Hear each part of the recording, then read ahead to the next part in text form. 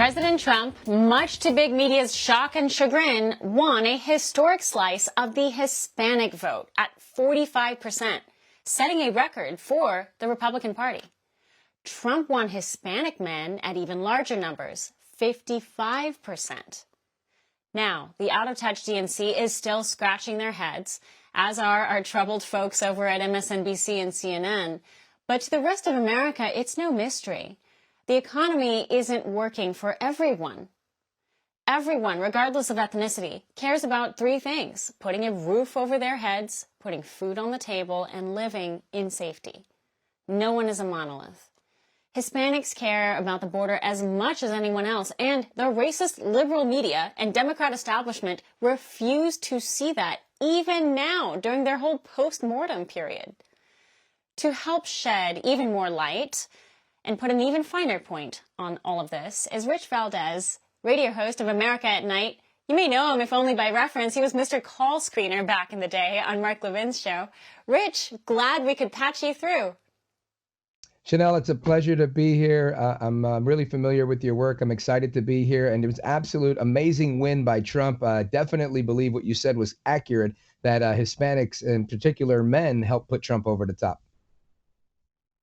They really did. They showed up. They showed up in ways that really was unexpected. But I want your take as to, what were those pockets of unexpected motivations? You know what it is? I think part of what happens here is that the left mistakes certain things. For example, there's a woman out with a book, and I'd love to reference her by name. I just don't remember her name. But her assertion is that somehow Latinos, Hispanics should somehow view things differently than other people, that we should somehow have a preordained disdain for white people or for America itself, which I think is a fallacious idea to begin with. I don't think Americans of Hispanic descent or any other descent should hate America as a premise, but I think that's where they start from. So when you start from this premise that if you're Hispanic or if you're Black or if you're whatever, you should somehow hate America, this is where the conversation goes awry. So when they do their polling or their strategizing and they start to think, well, we're going to win Hispanics because of whatever, because they're going to favor us because of why, I don't know, because something you just said was very accurate. Hispanics, just like anybody else, favor a safe and secure border. Moreover, I think if you're a white person in America, you think, all right, hey, we should have fair and immigration that's legal. Okay, super. But when you're a Hispanic person that's an immigrant, and my parents were born in Puerto Rico, so they were born citizens. But those that came here from Latin America and whatnot, I think it's not just a matter of being charitable to others. It's a matter of fact for them that they or their ancestors did come here through immigration, and oftentimes it was legal immigration. So you tell the person that came here legally, that had to find a sponsor and had to make sure that they weren't part of the, back when there were public charge rules and they weren't part of those consuming the dole and whatnot. And you tell them, hey, you know what, there's a cavalcade of people that are coming across the border and it's all good.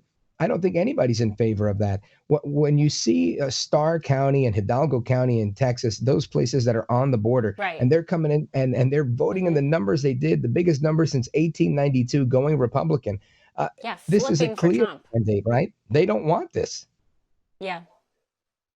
Now, I also wonder, and I don't think this is being discussed in the mainstream side of things because it feels like they just don't want to touch it. But there seems to be also a cultural aspect to all of this. The way that the Democrat Party villainized men, feminized men, is very much against kind of the cultural understanding, I guess, in Latino communities. I know in Latino communities, there's not a lot of affection for limiting men and demasculinizing them. Because look at the numbers for female Latino voters. They came out in numbers also unprecedented for a Republican, but they came out for Trump. For all our viewers asking where One America News is heading in the future, we would like to introduce you to OAN Live. OAN Live is the best way to stay up to date on all of the hard-hitting, straight-shooting, national and international headlines. And the best part is, OAN Live is only $4.99 per month. All the credible, honest, unbiased reporting One America News offers at a fraction of the cost of cable. Just go to OANN.com to easily sign up for OAN Live and stay informed.